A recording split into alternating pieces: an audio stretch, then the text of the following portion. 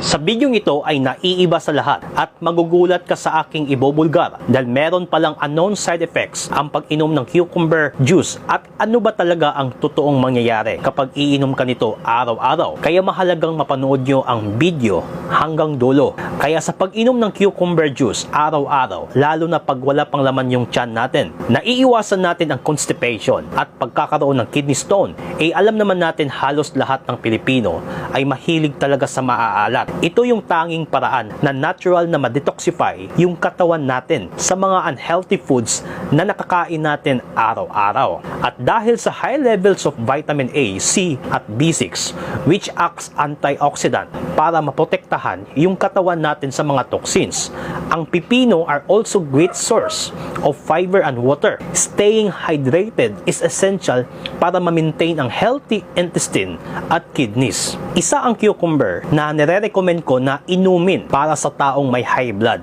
Instead na umiinom tayo ng pure water katulad ng mga distilled or bottled water na halos wala ng minerals na makukuha na siyang dahilan ng pagtaas ng blood pressure. Ang pipino ay isa sa mga sources of potassium, magnesium at dietary fiber. Itong nutrients na ito ay importante para ma-reduce ang risk natin na magkaroon ng heart disease in a long period of time, lalo na kapag marami ka ng maintenance drugs. Kapag inaaraw-araw mo ang pag-inom ng cucumber juice, binabalanse yung hormones natin. Ang pipino juice contain phytonutrients na proven na ito to have a positive effect sa ating hormone level. Itong phytonutrients na ito act on thyroid gland para tulungan na ma-regulate ang hormone levels, particularly ang estrogen, which regulates the menstrual cycle of women. At ito pa, ang cucumber juice also contains high amount of folate na importante para sa mga buntis para maiwasan ito ang pagkakaroon ng birth defects. At makakatulong din ito lalo na sa mga kalalakihan para sa ating testosterone hormones at makatulong ito sa mga nakakaranas ng hair loss, acne o pimple or mood swing. Napakagandang inumin ito araw-araw para sa taong mahina ang buto, lalo na sa mga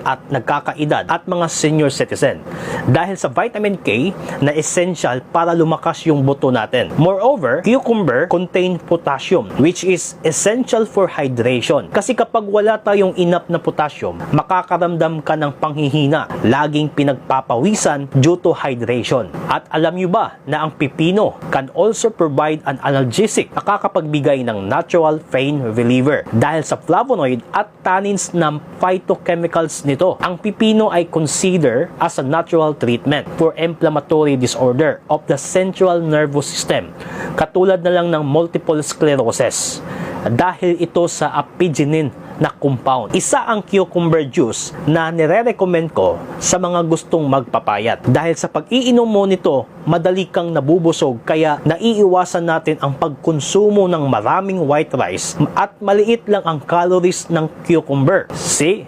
Ang daming benepisyo na makukuha sa pag-inom ng cucumber juice araw-araw. Pero ang hindi alam ng karamihan ay meron itong unknown side effects. Kapag uminom ka nito ng sobra-sobra, take note ha, sobra-sobra sa isang araw, pwede kang mag-suffer ng hyperkalemia. Ang hyperkalemia is a medical condition na nangyayari sa mga taong mataas ang potassium level sa dugo. Kaya laging mag-ingat. Marami pa namang Pinoy ang hindi alam yung level ng potassium sa kanilang katawan. You know, eating large amount of high potassium foods katulad ng cucumber ay isa din sa mga dahilan kung bakit nagkakaroon ng hyperkalemia. Itong kondisyon na ito can be a dangerous and can cause serious health issue katulad ng heart palpitation, kidney failure at even pagkamatay. Therefore, mahalagang masundan nyo ang tamang recommendation ng pag-inom ng cucumber juice araw-araw para hindi mapasobra sa potassium. Dapat 20 ounces o 2.5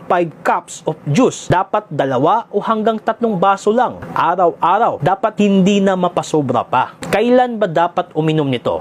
mas maganda na empty stomach or before meal. Ang cucumber ay puno na ng tubig. Kaya para maiwasan na rin natin ang sobrang pagkain ng ulam at kanin araw-araw, at least 20 to 30 minutes before eating a meal.